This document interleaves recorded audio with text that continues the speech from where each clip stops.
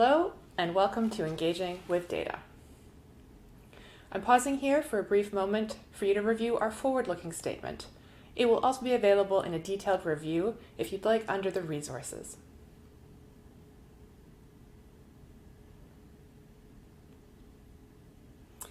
My name is Andrina Kelly, and I lead product data and user engagement here at Jamf. I moved into this role in March of this year, and you can imagine how happy I was to realize this new role came with a data plan. Okay, yep, that was awful. Moving on. 2020. Been a bit of an adventure so far, hasn't it? If there's one thing I have noticed about 2020 though, it's that the world's got really interested in data. I mean, we spent a lot of time taking a look at a wide variety of charts and graphs, trying to understand what the data means to us. How does it impact us? And what should we be doing based on what we've learned from all that data? And of course, a frequent topic of conversation around all this data is, what's the impact of insufficient data? Or worse, no data? So let's start from the basics. Why is data even important? We've all seen charts that look like this when it comes to CPU, network, or memory usage previously. Our first instinct is to start looking into what has caused this spike in usage. It's a signifier that something's changed.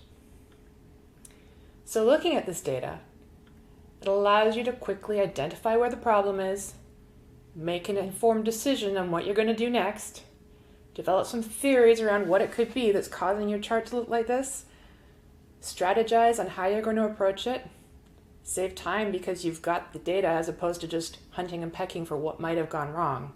And then you can confirm your decisions afterwards by taking a look and see if this chart now looks a little bit healthier. And as a result, you've managed to improve the performance of your computer. And as a product management team, we use data exactly the same way, just on a larger scale. So let's take a look at an example from this past year. First, let's identify our problem. The story we're going to take a look at here was when we wanted to enable Jamf Pro administrators to only configure specific settings for each configuration profile payload, instead of having all the settings within that payload sent to a device. We knew we were going to work on the configuration profile payloads, but we had a problem. Where do we start? With 76 configuration profile payloads in Jamf Pro, which one should we prioritize? So with our problem identified, how do we decide what to do? How would you approach this problem if you didn't have data? Ways we've done this previously, we've taken our previous experience, we've had feedback, we've gone for Nihito visits, which stands for nothing important happens in the office.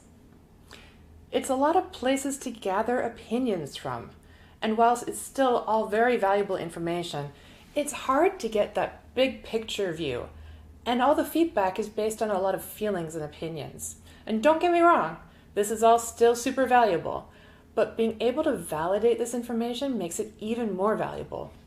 It's also a lot to ask someone in a survey, can you take those 76 configuration payloads and order them into the importance and frequency that you use them individually? We did put out a survey with the following question. Which are the top 5 payloads in configuration profiles that you use most frequently? This shows our top 5 responses we got from that survey with both computer and device config profiles combined. The survey told us that users felt like they were using security and privacy the most, followed by login window, restrictions, custom settings, and certificates. When we took a look at the data, we got a much more accurate representation of what Jamf Pro users frequently interacted with. This chart shows a view of 30 days of usage in the device configuration payloads with a total of about 45,000 interactions.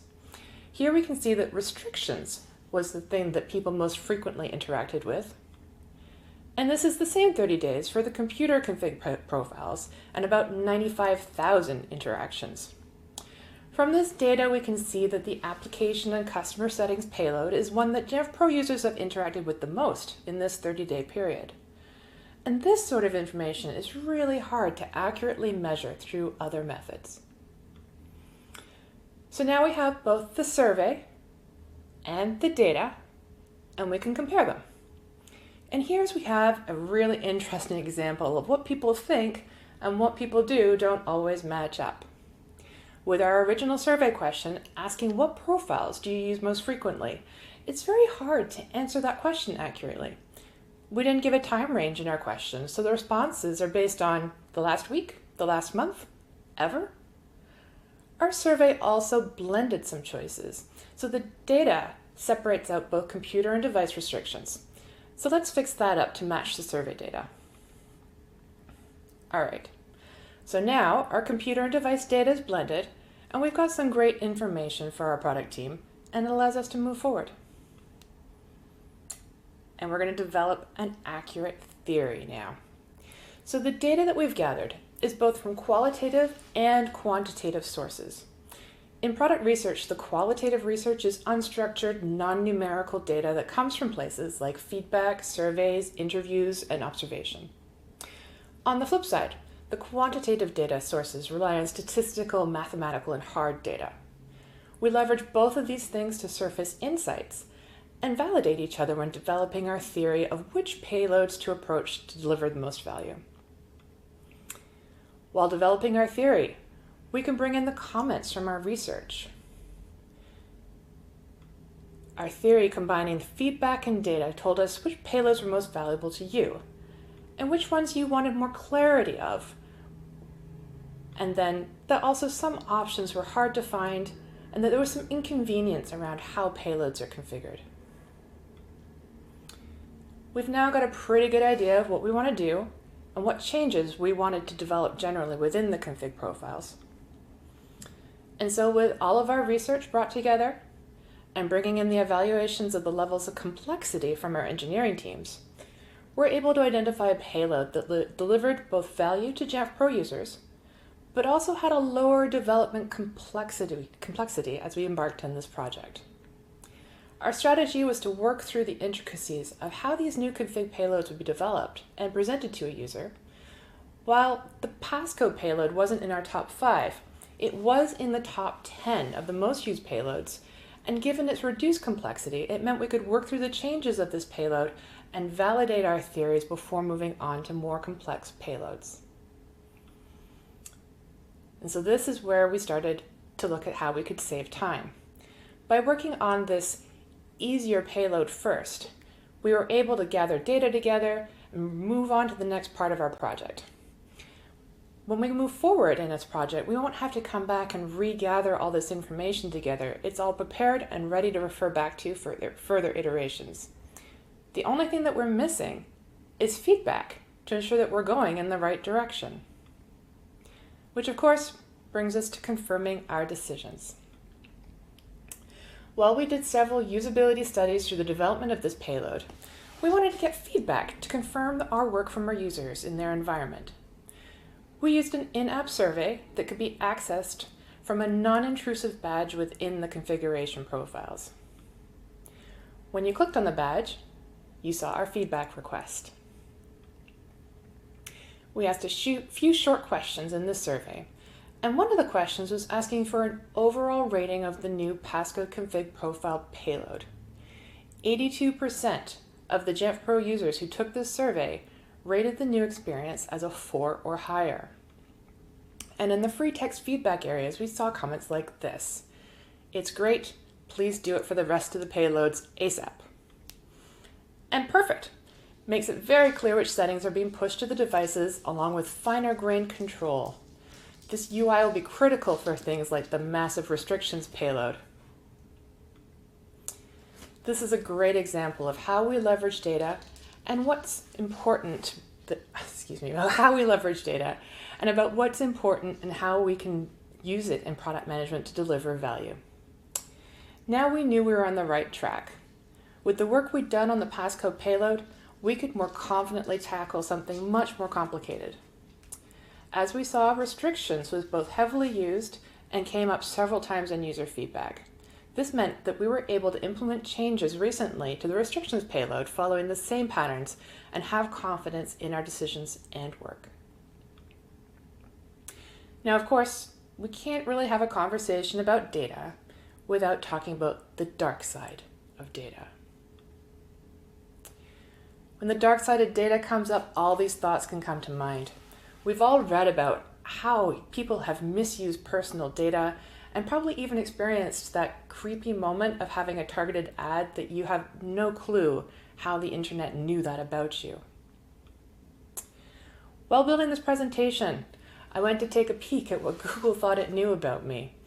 And this is just a selection of what's being collected by means of leveraging my search history and partnerships that Google have with partners and other websites. While some of this is eerily accurate, others I do have to wonder. I mean, cats. I'm such a dog person. All of this allows Google to present ads to me that it thinks are going to be more relevant or targeted. My information is the currency that's being used to provide services. A little closer to home, here's a question I've heard come up before. I'm paying for this product. Why are you collecting my data? So first, let's cover how Jamf protects customer content. Protecting the security and privacy of customer content is a priority for Jamf. This means we treat all content as confidential and do not share or otherwise publish any data that would identify you or your organization. You can also read through our privacy policy on jamf.com. Additionally, when you first set up your cloud-hosted instance, you're presented with a Software License and Services Agreement, or SLASA. You agree to this to start using the software, and you can always take a look at the SLASA again in Jamf Pro by going to your instance name //slasa.html. In section 23 is where you're going to find all of the details about our performance and usage data. So back to why we collect data. We saw from the case study previously, having information about our products and how they're used is very powerful for our product management teams. So this would be classified as usage data. The other important data point is all around performance, and especially as we look at the Jamf Cloud hosted products, we need data to be able to monitor the performance, integrity, and stability of those services. All of this data is used for purposes in accordance with the SLASA, and we have a number of internal protections in place to ensure the protection and privacy of this data. So back to the original question of why we're collecting data. It can be summed up into the following. We use it for performance monitoring, security monitoring, technical integrity, and product improvements. As I showed in the case study, gathering those insights are very useful for product management, which got me thinking, what sort of insights would it be valuable for you as a Jamf admin to also know about? How about a question I've heard come in conversation at JNUC's past? How many Jamf admins does your organization have? If you've asked this question before, you likely have a small data set of qualitative data. So now, let's validate that with quantifiable data. 2.9 Jamf Pro administrators. As an average, and this is what I love about averages, you end up with 0.9 of a person. And that's a great insight. But do you feel like that number represents your organization? Does that number represent enterprise or educational organizations? Well, it's both. So let's go a little bit deeper. Okay, so now we're learning a bit more. It looks like enterprise organizations have half of an administrator more than educational institutions. We're still looking at a pretty big data set here though. And can you say that if you work in enterprise, you should have 3.2 Jamf admins? What if your organization has 700 devices or 7,000 devices? This is where we can see digging into the data gets us some significance. If you remember, our first average number of admins was 2.9. Taking a look at educational admins with up to 1,000 devices, that's nearly an entire person's worth different. Okay, So what about larger counts of devices? Do we see more Jamf admins the larger the fleet gets? Okay, well there's a shift. It's worth noting that we're not looking at the amount of time each one of these users has spent in the product. It's a straight count of accounts that have logged in. So if you personally have your own login and a secondary test login, well, that would now count as 2 administrators. While it may not be an exact number to rely on for your staffing, it does indicate organizational engagement and awareness. Now, after seeing the average double going from less than 1,000 to 1,000 to 5,000 devices, you might be tempted to make some assumptions about the number of Jamf admins as we go to over 5,000 devices. As it turns out, the jump was much more of a step for our enterprise Jamf admins, but this is where the average number of educational organizations takes a leap up. We could make a hypothesis here about what causes the average number of Jamf administrators to increase from 3.8 to 7.1, but this is where straight data can be misleading. There are so many factors that could encourage the difference, but further understanding into product usage and external factors is really needed to appreciate the difference. In wrapping up, I'd like to say thank you for taking the time to join me today. At Jamf, we use data for good. Our aim is to ensure we understand the performance and stability of hosted environments, as well as understand how products we build are being used in order to bring as much value to you as effectively as possible, while also ensuring the protection and security along with your privacy. Thanks again for your time.